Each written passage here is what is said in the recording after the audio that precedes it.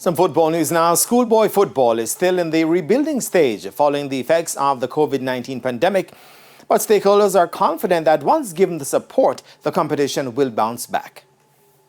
Despite missing out in 2020 and having a truncated season in 2021, JFF President Michael Ricketts is of the view that schoolboy football will get back on track very soon.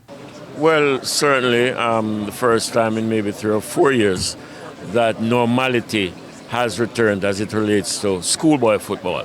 For the last 2 seasons, we have had a real compressed, truncated competition. So we have now returned to some level of normality where fans will be at the games, games will be played under normal circumstances. So this is very exciting. No fans at the games was one of the stipulations for having the competition last season. But ISA President Keith Wellington is hoping that this time around, teams will have their full support. There aren't any significant novelties, excepting that what we have done this year is that we want to see the school spirits rebuilt. And so we have made an arrangement with our gear sponsor to ensure that replicas of the school's gear is on.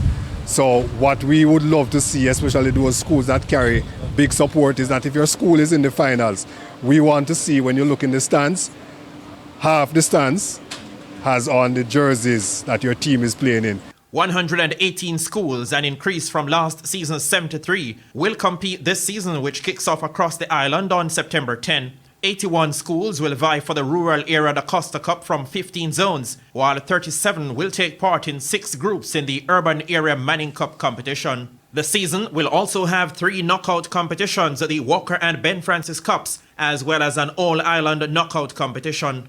Coach Anthony Patrick of St. Catherine High is hoping to build on their Walker Cup success from last season, while Lenny Hyde, the coach of Champions Cup winners Clarendon College, says his team is looking to add more silverware. Well done to the guys. Them really fought hard last season to get a cup of silverware, but I was looking to go further in the Manning Cup, but wasn't to be. But you know, nevertheless, we get a silverware at the end of the season. Well, we've been trying our best to do that. You know, we always try to play good football. The players enjoy how the team play.